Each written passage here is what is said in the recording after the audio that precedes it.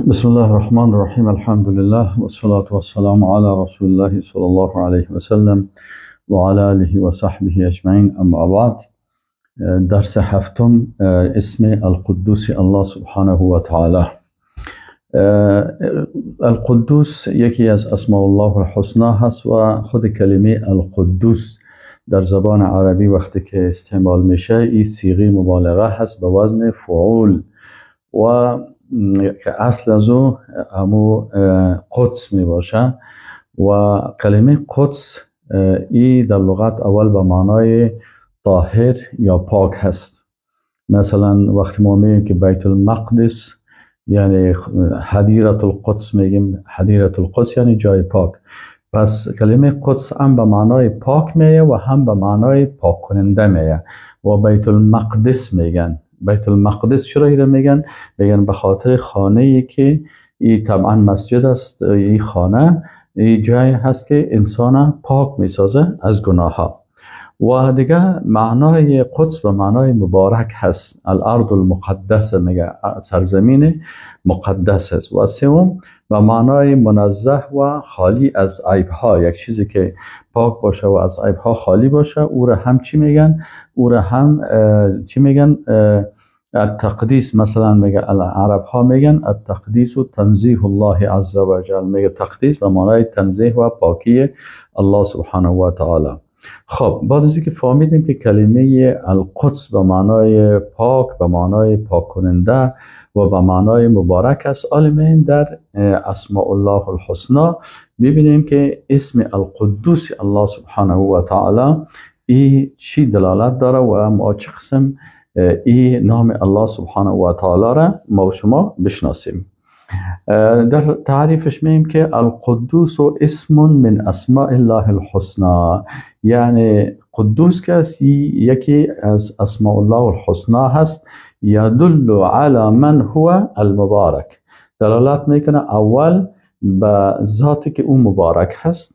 المتصف بجميع صفات الكمال من العظمة والمجد. اولش المبارک شد، دومش متصف است به تمامی صفات چی؟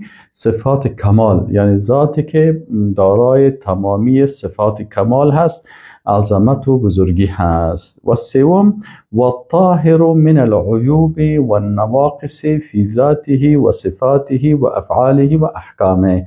سوم به ذات اطلاق میشه که او پاک هست، پاک هست از تمامی نقصان ها و از تمامی عیب ها در ذاتش، در صفاتش، در افعالش، در احکامش، در کل آنچه که مربوط به او میشه او چی هسته؟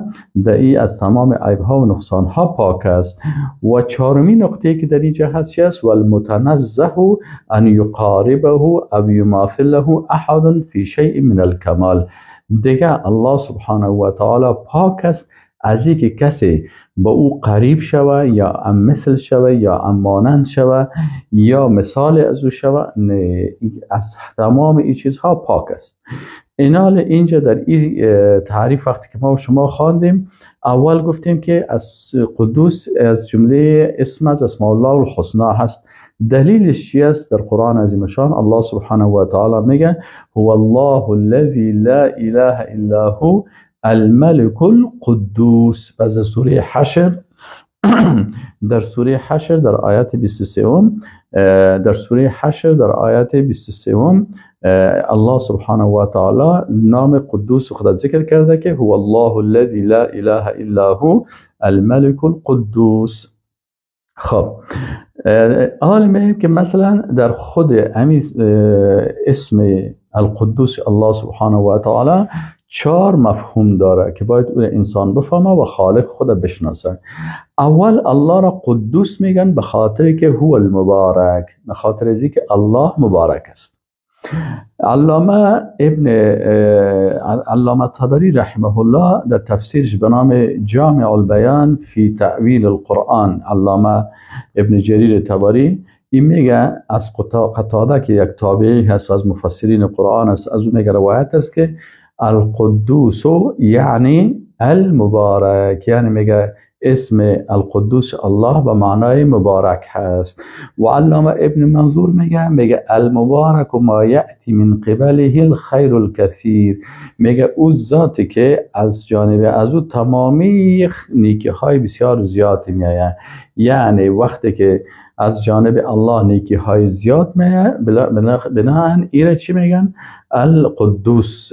از خاطر پس الله سبحانه و تعالی تمامی نیکی ها، تمامی خوبی ها، تمامی امور نیکی که هست از جانب الله سبحانه و تعالی هست. تبارك الذي بيده الملك وهو على كل شيء قدير الذي خلق الموت والحياة ليبلوكم أيكم أحسن عملا.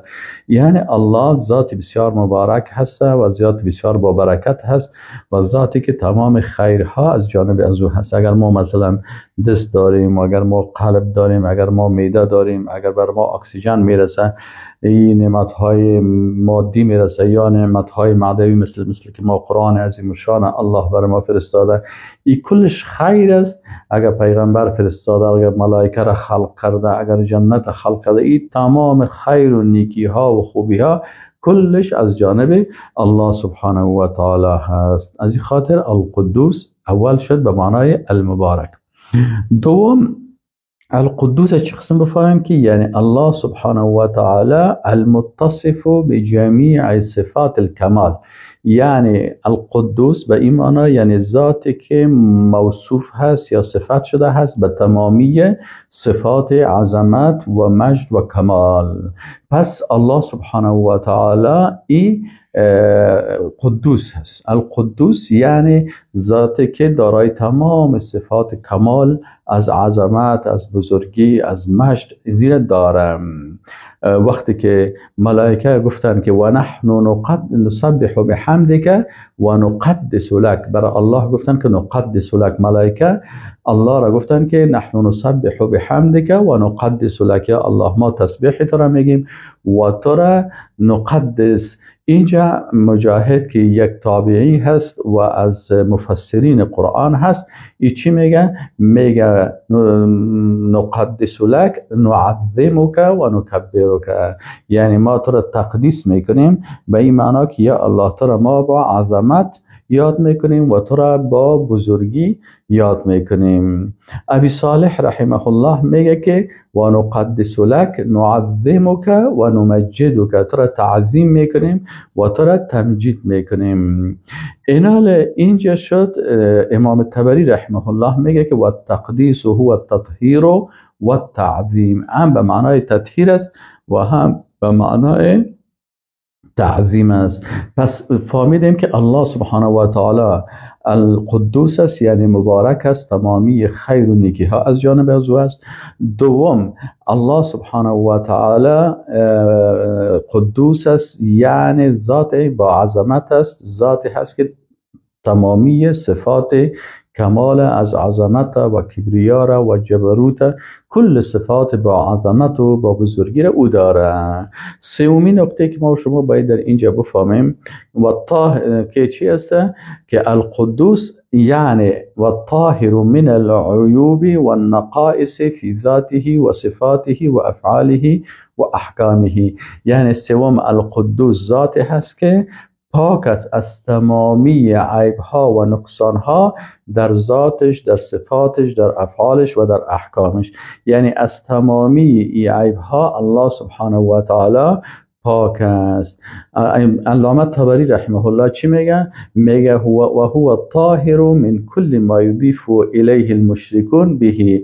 میگه او الله سبحانه و تعالی پاک است از تمام او عیبهایی که مشرکین به الله سبحانه و تعالی نسبت میتن و یصفونه به، و الله را به او توصیف میکنه. میگه الله سبحانه و تعالی از او پاک است، مما لیس من صفاته المبارک، از او چیزایی که صفات مبارک نیست. مشرکین بعض صفاتهای را به الله سبحانه و تعالی نسبت میدن. بنابراین الله سبحانه و تعالی القدوس و پاک است در ذات، در صفات، در افعال و در احکامش. عز الدین ابن سلام یکی از علمای بزرگوار اسلام هست. رحمه الله تعالی ای چی میگه؟ میگه القدوس المبارک او الطاهر او المنزه عن القبائح. میگه قدوس چه قسم باید بشناسیم؟ بشناسیم که القدوس المنزه المبارک مبارک هست، یعنی تمام برکت ها و تمام خوبی ها و تمام خیر از جانب از اوست. طاهر او طاهر و دیگه پاک هست از تمام عیب ها. و المنزه عن القبائح، از هر زشتی ها الله سبحانه و تعالی پاک است. علامه سعدی که هم مفسر قرآن است، کتابی داره به نام تیسیر الکریم الرحمن فی تفسیر کلام المنان. او میگه المعظم المنزه عن صفات النقص کلها. میگه خلاصه القدوس میگه چه قسم بشناسیم؟ بشناسیم که ذات با عظمت است که پاک است از تمام صفات نقصان. خب از این عالم بیان میکنه. تمام علما را وقتی که میبینی اینا اقوالشان در این راستا مین و الله سبحانه و تعالی را میگن که الله سبحانه و تعالی اول المبارک است، دوم ذات هست که دارای تمام صفات کمال از عظمت و کبریا و بزرگی هست، و سوم ذاتی هست که منزه و پاک است از تمام عیبها و نقصانهایی که انسان ها او را دارند، تمام عیب هایی که مشرکین او را به الله نسبت میدن، تمامی عیب هایی که انسان های بیدین در خیال و فکر خود میرن و به الله نسبت میدن. الله سبحانه و تعالی از تمامی عیب ها پاک و منزه است. چهارم نقطه ای که در صفت القدوس الله سبحانه و تعالی ما و شما بفهمیم این هست که والمتنزه عن ان یقاربه او یماثله احد فی شیء من الکمال. یعنی الله سبحانه و تعالی پاک است از اینکه کسی به او خود قریب بسازه یا هم مثل بسازه یا هم مانند بسازه، به او خود مشابه بسازه یا قریب به مشابهت و هم مثلی بسازه. العیاذ بالله. الله سبحانه و تعالی ذات القدوس است، با عظمت است که هیچ کسی به الله سبحانه و تعالی مشابهت یا هم مثلی نمی داشته باشه. چرا؟ الله قدوس است.